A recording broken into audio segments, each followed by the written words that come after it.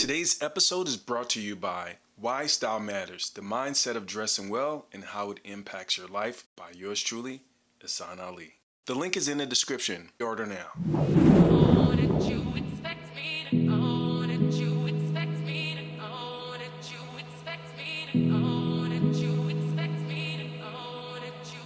Many of you might be wondering, where do you go? Why have you been hiding? What have you been up to? So a couple of things. Earlier in the summer, I lost my mother-in-law who had been living with us for the past two and a half years or so with Parkinson's. So I wasn't the type of guy, never been that person to really post a lot when it comes to loss. And that's something that I think many of us, especially men, in particular men of color, don't talk about or at least know how to express that. So that is something that I've been really working through. Dealing with that huge loss in my family, and then secondarily, losing some of my really close friends, not by death, but by some of my close friends that and leaders who I've worked with for the past couple of years that helped me with my growth.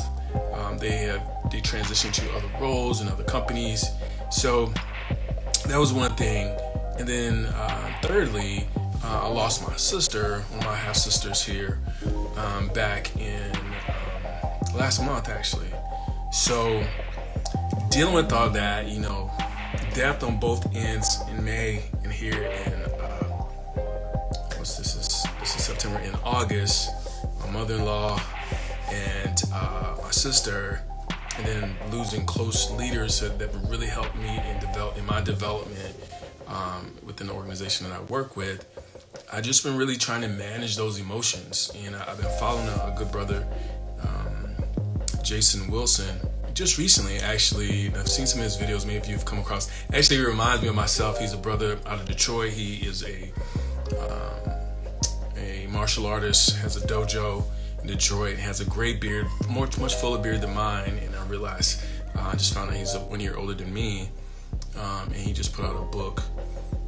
And you have to forgive me, I don't recall the name. I just bought it on my Audible today. So I'm going to be listening to that. But just learning how to deal with emotions as a man, learning how to deal with those traumas that happen in our lives that we typically don't talk about and we typically don't know how to necessarily handle. And those things that happen to us, those traumas, they usually are expressed in other ways, right? So some of those, it might be that I might drink, or I might smoke, or I might womanize, or I might fight, or I retaliate.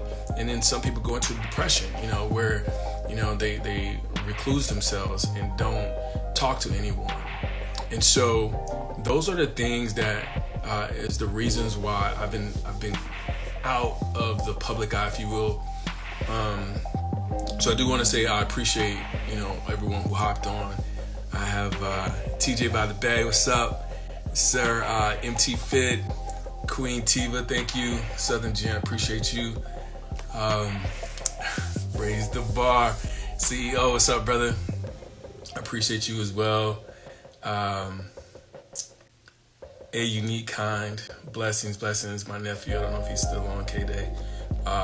But yeah, that's what's been going on. Just really learning how to manage life and continue to move forward. Because a lot of times we're conditioned, not only, and I'll take a step back, not even only as men, but as human beings, to keep going forward. You keep your head up and move forward. But we're dealing with loss, and there's a lot of people losing their lives. A lot of people have lost family members here in the past year and a half with COVID.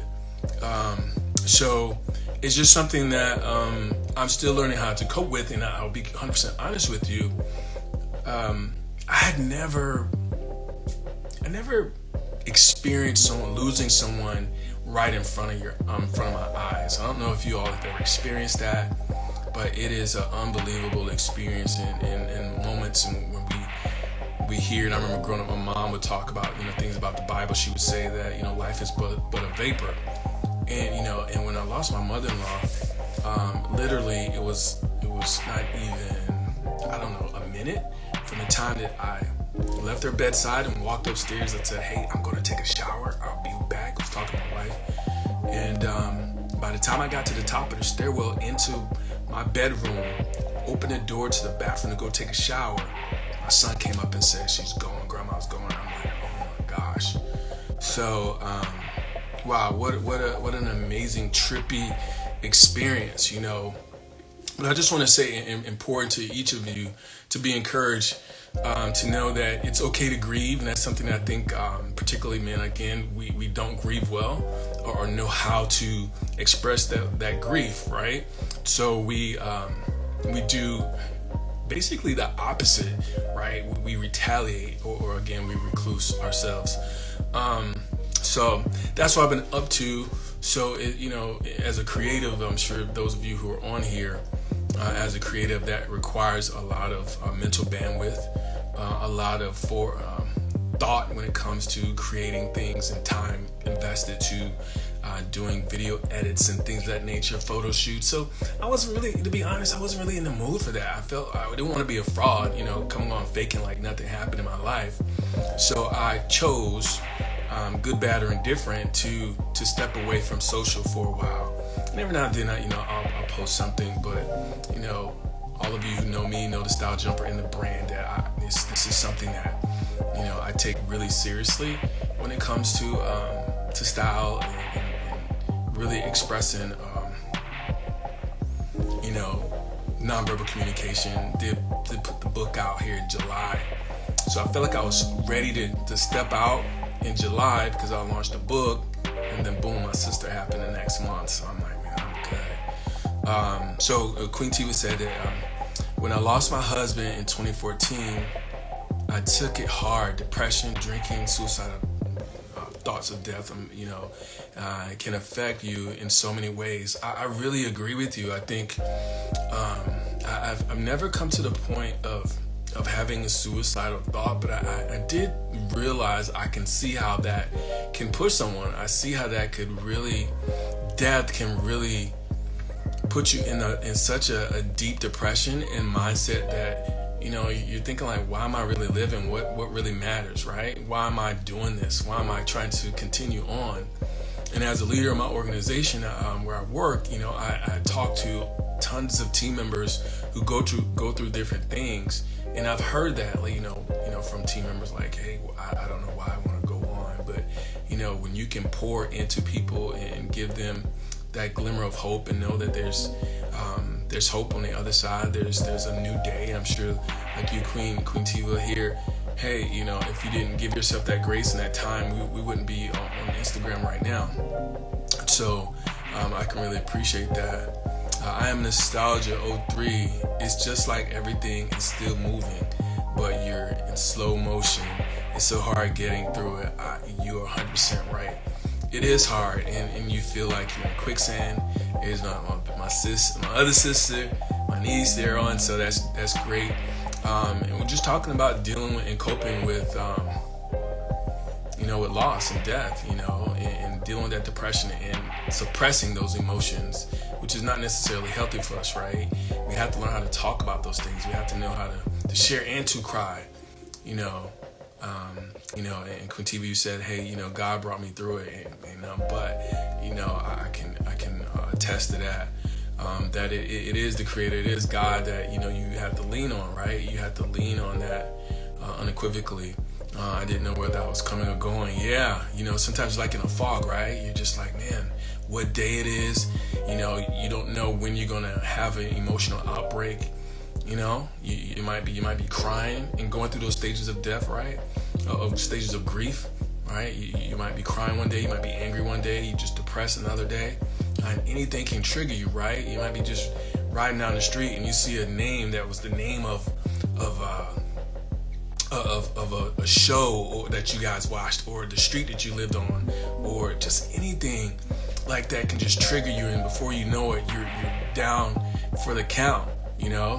All right, so let's talk about this. So I'm Nostalgia says, I was having a very hard time today. I'm so happy to see you and to hear you talking about this. It helps, no doubt. Shook as you know, we just went through that. Yeah, exactly.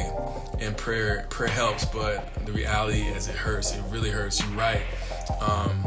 You know, prayer, what it said, prayer of the righteous prevaileth much, which is awesome to have those prayers and have that support. But when the funeral is over and everyone goes home, and the cards stop coming, the text messages stop coming, the phone calls stop coming, then you got to deal with it, right? You're dealing with that loss, that sense of loneliness or absence of that person that you love and you care about. You're used to hearing that person's voice, you're used to seeing them, but then all of a sudden it's taken away. And how do you fill that void? Because there is a void, right? And in some cases where if you live out of town from a relative, states away, and you can only hold in your mind the last time you saw them, you hold that. And you also hold the last conversation you had, so those things together, it's one of those, it's just unpredictable how it plays with your mind. Quintiva says, I was drinking, popping pills, and passing out, trying to drown out the pain. You're right, wow, for me, and me being one of the older men in my family, I felt like I didn't have the space to grieve. I didn't have the room, because I needed to be strong for my sisters. I needed to be strong for my pops. I would need to be strong for my wife, my kids. But where do you find that solace for yourself?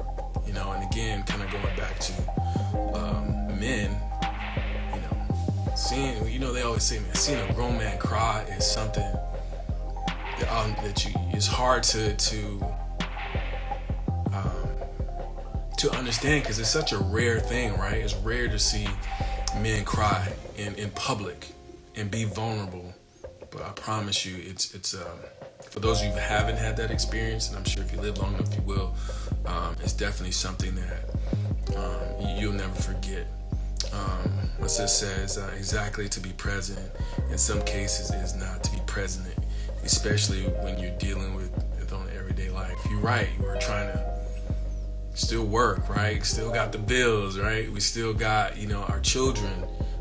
We still got those responsibilities, those financial commitments that we had before the loss, and we try to keep pushing, keep going. But man, when the phone start ringing again and you have to deal with and sit in that grief, it's something else. So I figured today would be a good opportunity for me to kind of come back and talk a little bit about that, because it's been on my heart, my spirit, as I'm working through learning about grief and how to manage grief, how to cope with loss, and that clothing and all those things are amazing. It's great to look good outside, but if you're not feeling good inside, then it's kind of like you're feeling like a fraud, right? You feel like, man, it's cool. It's like makeup, right? Or a costume. You take that costume off, you're no longer Superman like when you're a kid and you go to Halloween and you wear this awesome costume that you bought, or someone did your makeup. But then when you take that off, man, you got to look at yourself. You got to deal with those emotions. You got to deal with the reality of things. So that's what I'm learning and growing every day. Someone who's pushing, above my mid-40s. I'm pushing 50. I got a couple of years before 50, but at the same time, being a grown-ass man, you know what I'm saying, and really coming to terms with mortality. Because I think when we're young, unless you have someone that passes away when you were young, I didn't really experience that, and I have someone young in my life. So when I have my niece who's on here, as young as she is, to see that loss, that's something that I didn't experience. But I tell you, I can only imagine what that's like for those who lose people when they're really young. But also for those of you out here who live long enough to witness your parents transition, that's something you'll never forget. And those of you who haven't experienced it, just consider yourself fortunate. And I would encourage all of you, to really have conversations with your family members. especially your elders. Check on them, say hello, just whether it's, give them a call just to hear their voice, because you don't know when it's going to be the last time. You don't know when it's going to be the last time that you're going to get that text message. And he says, it's a reality check, no doubt. Queen Tiva says, as you get older, your body starts saying, you better slow down, right? You're right. It's like, man, you slow down. You don't want your kids to get older. You don't want your nieces and nephews to get older. You definitely want to see your parents age. Like, Mom, slow down. I don't live in the same state as my mom. So when I would go home, it's like a time warp, because I'm like, man, she aged. And she's beautiful. Obviously, we all love our mothers, right? But to not be able to see that person on a day-to-day basis, and then you go home and you see them age, obviously you don't say that, oh my God, Mommy, look old, but you can say mentally from the last time you saw them that there's a difference. But I'm grateful to have that opportunity. My good brother Sean Powers, big up. He says, I know I lost a son a year ago, man. I'm so sorry to hear that. I can't imagine losing a child. But I think it's important that we have this conversation. You and I can have the conversation outside of this, because I think it'll be good for us to kind of fellowship as men. Queen Tiva says, more family time, forgiveness, love more, listen more, no doubt. And we only got one shot at this thing. I don't know who came back. They only said that one, so a few came back from the grave, right? But I don't know what Lazarus saw when he came back, what he saw when he was gone. I don't know what Jesus saw when he was gone. But I do know for us, we may not have that opportunity, at least not in this form, in this present body, that we have the opportunity to come back and be able to tell about it. So let's see what else we got here. My sister says, just like I told you, niece, that today I feel good inside and out. I struggle with that sometimes. The two don't exist at the same time. It hurts.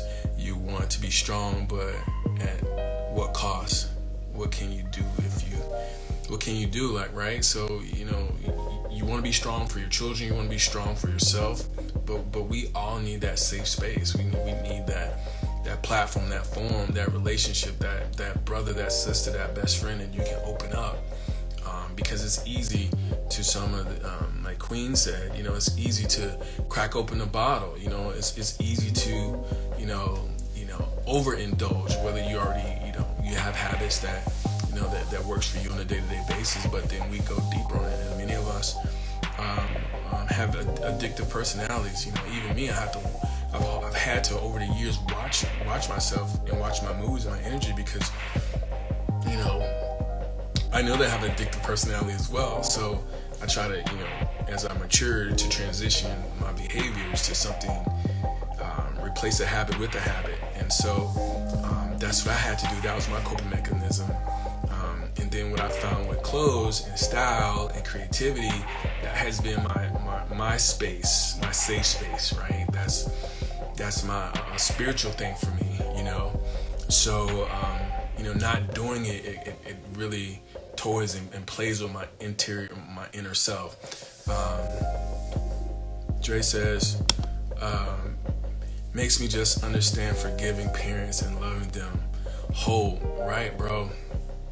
Because our parents only know what they know. They only can, their capacities are based on their experiences.